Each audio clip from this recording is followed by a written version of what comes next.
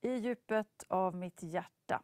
Och från den sagan ska vi gå till en annan som kanske inte är riktigt lika våldsam, men det finns ändå grymma inslag. Det handlar om Törnrosa. En berättelse där de tidigaste versionerna faktiskt går tillbaka så långt som 1300-talet. Och kvällens föreställning är en modern tolkning av den här berättelsen av koreografen Moraus. Och kvällens gäst ska berätta lite mer om Moraus så vi får lära känna honom lite bättre. Välkommen hit, Kit Brown. Welcome. Thank you very much for having me. You are a dancer at Skånes dansteater in Malmö. And you know Moraus personally? Yeah, he's worked with us a number of times. Yeah, and you followed his career. What kind of choreographer is he? If you were to describe him to an audience that didn't know him that well? Well, it's always hard to distill a choreographer into kind of one thing. I would say that Marcos he's very visual, you know, he comes from training in choreography, in photography, fine arts, dramaturgy. So I think what is particularly unique about his work is that it draws very thin boundaries between different art forms and disciplines. And he's very heavily involved in each, so he kind of tries to create a sort of total art, a total theatre. And even though he has like a really strong interest in dance and the body, somehow it's not quite enough for him. He also wants to paint these huge pictures with his compositions and colour and design. He's very quick, you know, he's changing things on the fly. He comes in with with a real plan, a real vision for what it's going to be, but he doesn't particularly need to stick to it. So annoying for the dancers. Yeah, I think it requires quite a lot of both physical and mental stamina just to keep up with him. Like he'll keep changing things right up until the premiere, for sure. Like if it's not manifesting his vision, then he will change it.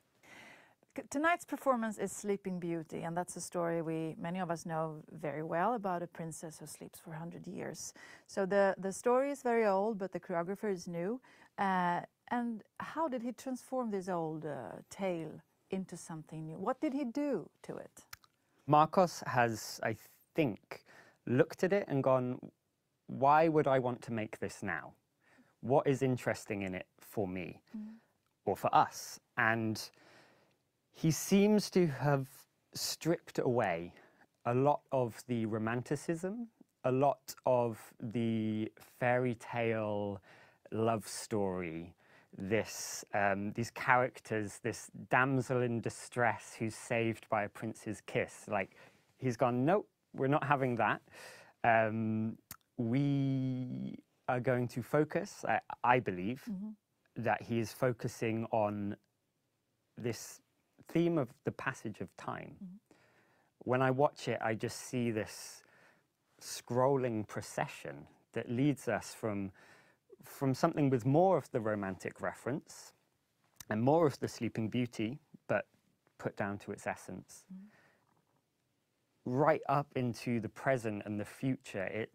It keeps moving along, and then it runs, and then it accelerates and accelerates until it's trying to catch up with the time we're in now. And I think that's his main kind of innovation on it. Yeah, this passage of time. So now it's time for the audience to share this performance with us. You've seen it before and I've seen it too. I also thought that you could, after a while, you didn't care about the story. You just looked at something.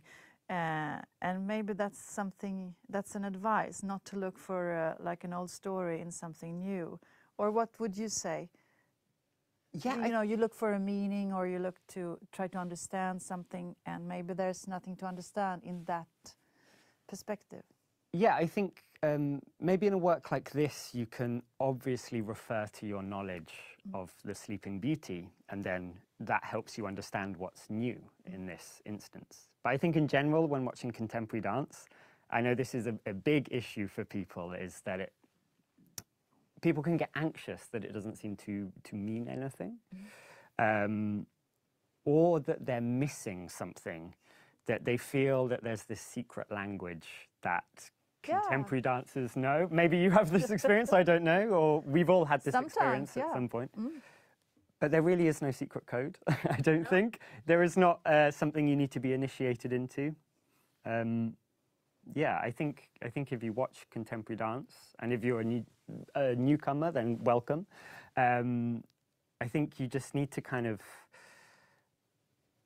look at it, see what you notice. There's nothing to get, there's nothing to know.